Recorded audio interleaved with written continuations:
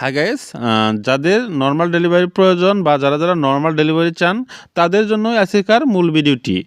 Normal ডেলিভারির প্রস্তুতি নিতে মাথায় রাখুন 6টি বিষয়, যে 6টি টিপস মেনে চললে আপনার নর্মাল ডেলিভারি হওয়া সম্ভব। আজ আপনাদের সাথে আমার ডাক্তারি অভিজ্ঞতা থেকে কিছু ঘটনা শেয়ার করব। আজকাল প্রযুক্তির মাধ্যমে মানুষ অনেক কিছু জানছে এবং শিখছে, আবার অনেকে নিজের উপর সেই জ্ঞান অল্প স্বল্প অ্যাপ্লাই করছে। এটা ভালো হয় তখনই যখন তা অবশ্যই কোনো বিশেষজ্ঞের সাথে পরামর্শ অনুযায়ী হয়। তা না হলে অনেক সময় প্রেগনেন্ট মায়েদের নর্মাল ডেলিভারি ইচ্ছা থাকলেও তাদের বাধ্য হয়ে সিজার করতে হয়। তবে চলুন আর কথা না বাড়িয়ে আমরা দুজন পেশেন্টের কেস শেয়ার করার সাথে সাথে নর্মাল ডেলিভারির প্রস্তুতি নিয়ে জেনে নেই কিছু গুরুত্বপূর্ণ কথা। নর্মাল ডেলিভারি নিয়ে দুজন গর্ভবতী কেস নাম্বার 1। রুগী ও তার হাজব্যান্ড এসে জানালো তাদের নর্মাল ডেলিভারি করানোর প্রস্তুতির কথা। এর মধ্যে আছে হোমিওপ্যাথিক ওষুধ, বেশি বেশি ভিটামিন ওষুধ না খাওয়া কারণ বাচ্চা বড় হয়ে যাবে, এবং তেল চর্বি জাতীয় খাবার খাওয়া ডেলিভারি সহজ হবে ইত্যাদি। শুনে কিছুটা হতাশ হলেও অপেক্ষা করলাম ডেলিভারি পেইন ওঠার পর্যন্ত। শেষ পর্যন্ত যখন ব্যথা উঠলো, রুগী এবং তার আত্মীয় স্বজনদের রিকোয়েস্টে সিজার করা হলো, মানে নর্মাল ডেলিভারি হলো না। Case number 2। বাবা মায়ের একমাত্র মেয়ে হিসেবে এই রোগীটি ছিল অনেক আহ্লাদী। সাধারণত দেখা যায় এমন মেয়েরা সিজারিয়ানের ব্যাপারে আগ্রহী হয়, তবে সে জানালো নর্মালে বাচ্চা নিতে ইচ্ছুক, তাই প্রতিদিন ইউটিউব থেকে বিভিন্ন ভিডিও দেখে পরামর্শ নিচ্ছে এবং এক্সারসাইজ করে যাচ্ছে।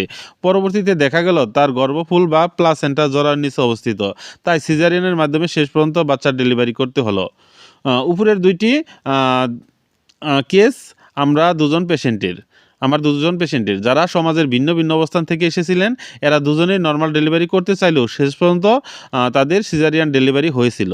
আসলে নর্মাল ডেলিভারি একটি স্বাভাবিক প্রক্রিয়া, এখানে অস্বাভাবিক পথে চেষ্টা চালানোর কোনো প্রয়োজন নাই। তবে ইদানিং দেখা যায় মায়েরা সঠিক নির্দেশনা না পাওয়ার কারণে কুসংস্কারগুলো ফলো করতে থাকে এবং স্বাভাবিক ও সহজ পথ থেকে দূরে সরে যায়। তাই কিভাবে নর্মাল ডেলিভারি প্রস্তুতি সঠিকভাবে মায়েরা নিতে পারেন তার কিছু গাইডলাইন চলুন জেনে নেই। নর্মাল ডেলিভারির প্রস্তুতি নিতে 6টি বিষয়, যে 6টি বিষয় মেনে চললে নর্মাল ডেলিভারি সম্ভব। নাম্বার 1, শরীরের স্বাভাবিক ওজন। নর্মাল ডেলিভারির প্রস্তুতির প্রথম শর্ত হলো ওজন স্বাভাবিক রাখা। একটি স্বাস্থ্যকর লাইফস্টাইল মেনটেইন করতে হবে যাতে শরীরের ওজন BMI স্বাভাবিক থাকে। ওজন স্বাভাবিকের চেয়ে কম বা বেশি হলে নর্মাল ডেলিভারির সম্ভাবনা কমে যায়। ডেলিভারির সময় বিভিন্ন ধরনের জটিলতা হতে পারে। নাম্বার 2, প্রেশার ও ডায়াবেটিস নিয়ন্ত্রণে রাখা। যাদের প্রেগনেন্সির পূর্ব থেকে বিভিন্ন ধরনের মেডিকেল সমস্যা যেমন প্রেশার বা ডায়াবেটিক্স আছে, তাদেরকে নিয়মিত ডাক্তারের পরামর্শ চলতে হবে যাদের গর্ভাবস্থায় সমস্যার গুলো নিয়ন্ত্রণে থাকে। নাম্বার 3, সিজারের পরও নর্মাল ডেলিভারি করা যায়? এই প্রশ্ন আর কি। যাদের একবার সিজার হয়েছে তারা পরবর্তী নর্মাল ডেলিভারির চেষ্টা করতে পারেন, তবে এটি ডিপেন্ড করবে পূর্ববর্তী সিজার কী কারণে হয়েছিল এবং আরও কিছু ফ্যাক্টরের উপর। বাংলাদেশে কিছু কিছু কর্পোরেট হাসপাতালে এই ডেলিভারির প্র্যাকটিস করা হয়। নাম্বার 4, মাঝারি মানের ব্যায়াম করা। প্রেগনেন্সির প্রথম থেকেই মায়েদের উচিত নর্মাল অ্যাক্টিভিটি চালিয়ে যাওয়া। কিছু কিছু প্রেগনেন্ট মায়েরা placenta previa, preterm delivery history ইত্যাদি ছাড়া অন্য সবাই এ সময় হালকা থেকে মাঝারি মানের ব্যায়াম এবং সপ্তাহে 3 থেকে 4 দিন 20 মিনিট হাঁটাহাঁটি করতে পারবেন।